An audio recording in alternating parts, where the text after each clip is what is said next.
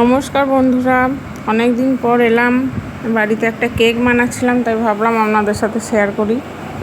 তো ভালো লাগলে কেকটা বানাবেন, খুব ইজি এবং খুব তাড়াতাড়ি বানানো যায় বাড়িতে। বাচ্চাদের জন্য সবারই ভালো লাগবে কেকটা। আমি প্রথমে ময়দা দিয়েছিলাম,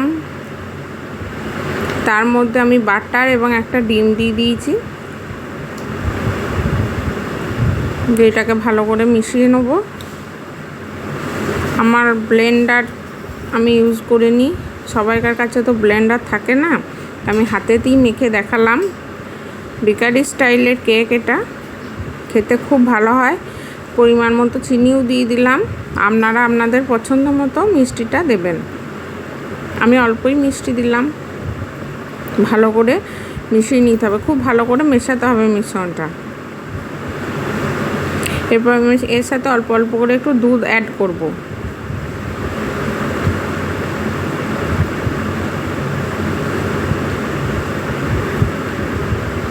দেখুন, খুব ভালোভাবে আমি মেশাচ্ছি বাটারটা খুব ভালো করে মেশাতে হবে, যেন একটাও দানা দানা না থাকে।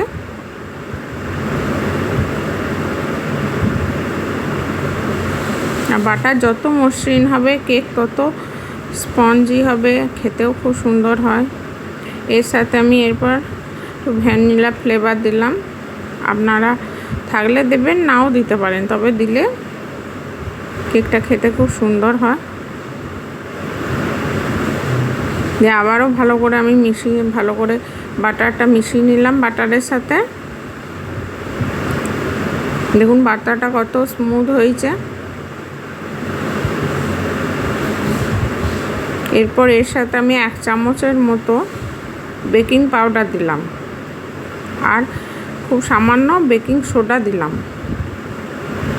বেকিং পাউডারটা একটু তো বেশি দিতেই হবে, আর বেকিং সোডাটা অল্প দেওয়াই ভালো, কারণ বেকিং সোডা বেশি দিলে আবার অন্যরকম একটা টেস্ট হয়ে যায়।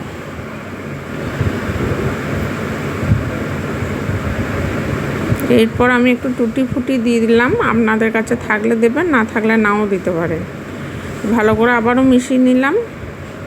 এরপর আমি একটা কেক কন্টেনারে এটা বাটার পেপার দিয়ে ঢেলে নেব। ঢেলে নিয়েছি, মাঝখান থেকে একটা চামচও করে একটু কেটে দিলাম, কেকটা বেক হতে সুবিধা হয়। এরপর আমি কড়াইতে বসিয়ে দেবো। গ্যাসে কড়াই বসিয়ে আমি কড়াইটা একটু গরম করে নিয়েছি আগে থেকেই। চাপিয়ে দিলাম। 40 মিনিটের জন্য আমি ঢাকা দিয়ে রেখে দিয়েছিলাম। বন্ধুরা, কেকটা এই পদ্ধতিতে বানাবেন বাড়িতে, খুব সুন্দর হয়, খুব স্পঞ্জি হয়। আর আমার চ্যানেলটা প্লিজ সাবস্ক্রাইব করবেন, ভালো লাগলে লাইক করবেন, একটা কমেন্ট করবেন এবং শেয়ার করবেন। দেখুন আমার কেক রেডি হয়ে গেছে। আমি 40-45 মিনিটের মতো গ্যাস কমিয়ে রেখেছিলাম। কেকটা এরকম হয়েছে। আমি গ্যাসের ওভেনেই করেছি, কোনো মাইক্রো ওভেন এখানে ইউজ করিনি। কেকটা খেতে খুব সুন্দর হয়েছে, আপনারা প্লিজ বাড়িতে একটু বানিয়ে দেখবেন। খুব স্পঞ্জি হয়, বেকারি স্টাইলের কেক, এটা খেতে খুব সুন্দর হয়। প্লিজ বানাবেন বাড়িতে। নমস্কার।